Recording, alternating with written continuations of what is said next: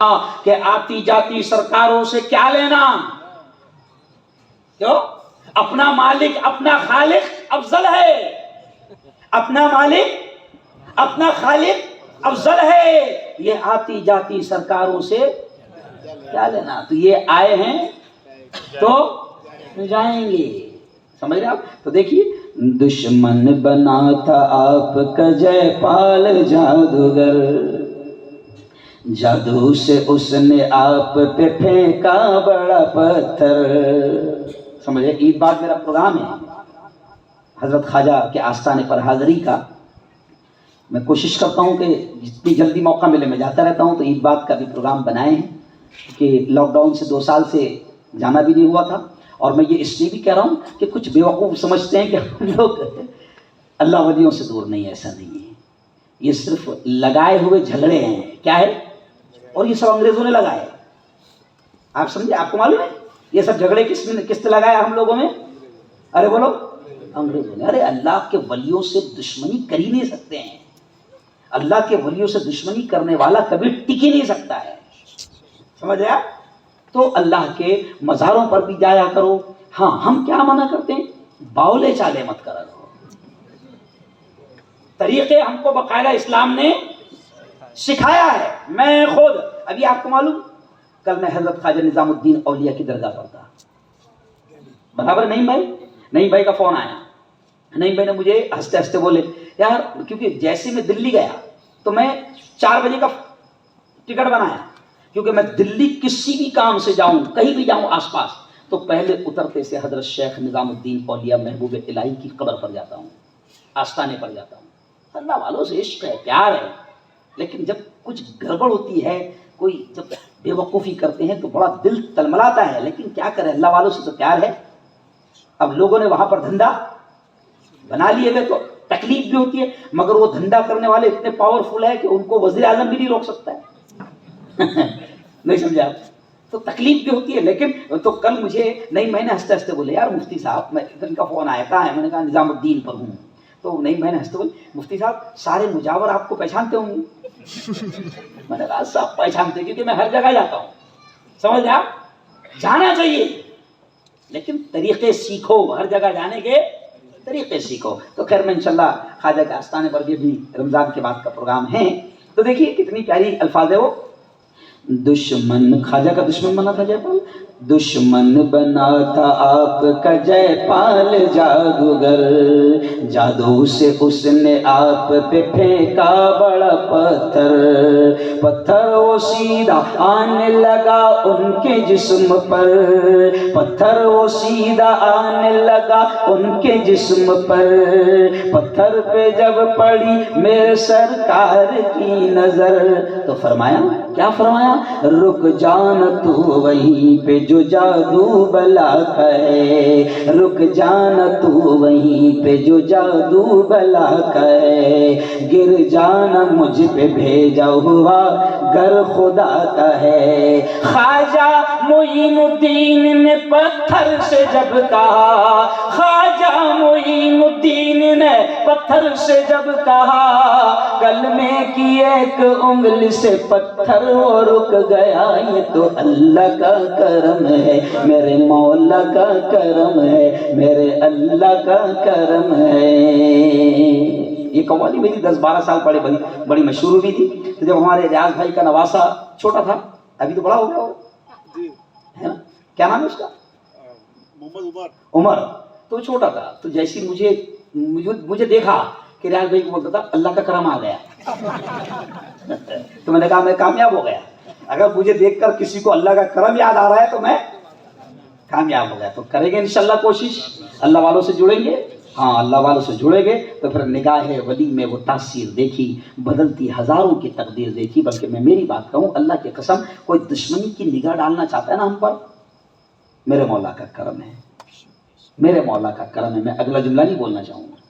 کسی نے نفرت کی، کسی نے کچھ بھی نقصان پہنچانا چاہا، نہیں معلوم مولانا کنیکشن کون سا رہتا، وہ کنیکشن ہی نہیں سمجھ میں آتا ہے، سمجھ رہے آپ کو کچھ نہیں کرنا پڑتا ہے، آپ کا معاملہ حل ہو جاتا ہے، اور آپ کا جواب دینے والے موجود رہتے ہیں، تو جڑیں گے انشاءاللہ اللہ والوں سے۔ چلیے درود شریف پڑھ لیجیے، دعا کر لیجیے فوراً۔ اللہم صلی علی سیدنا و شفیعنا و حبیبنا و مولانا محمد وعلی آل سیدنا و مولانا محمد وبارک وسلم۔ اللہم صلی علی سیدنا و شفیعنا و حبیبنا و مولانا محمد وعلی آل سیدنا و مولانا محمد وبارک وسلم۔ ربنا آتنا فی الدنیا حسنة وفی الآخرة حسنة وقنا عذاب النار وقنا عذاب القبر وقنا عذاب الحشر وقنا عذاب الدین۔ اللہم احفظنا من کل بلاء الدنیا وعذاب القبر وعذاب الآخرہ۔ مولا ہم سب کے تمام گناہوں کو معاف فرما، میرے مولا ہم سب کی تمام خطاؤں کو، تمام لغزشوں کو معاف فرما۔ رب دو جہاں، رات کے اندھیرے میں، دن کے اجالے میں، میرے مولا جانے میں انجانے میں جو کچھ بھی چھوٹے بڑے گناہ ہوئے ہیں محض اپنے فضل سے، اپنے کرم سے معاف فرما۔ میرے مولا تیری محبت، تیرا پیار، تیرا عشق، تیری دوستی ہم سب کو نصیب فرما۔ میرے مولا تیری محبت، تیرا پیار، تیرا عشق، تیری دوستی ہم سب کو نصیب فرما۔ تیرے نبی کا سچا عشق، تیرے نبی کی سچی محبت ہم سب کو نصیب فرما۔ میرے مولا رمضان قریب آ گئے ہیں، نہیں معلوم میرے مولا کہ ہمارا کیا حال ہوگا، لیکن مولا ہم تجھ سے درخواست کرتے ہیں، تجھ سے بھیک مانگتے ہیں، میرے مولا اس سال کا رمضان بھی ہم کو نصیب فرما۔ میرے مولا اس سال کا رمضان بھی ہم کو نصیب فرما۔ میرے مولا رمضان کی تمام خیر و برکتیں ہم سب کو نصیب فرما۔ رمضان کی تراویح، رمضان کی تلاوت، رمضان کے روزے اور رمضان کی عبادتیں ہم سب کو نصیب فرما۔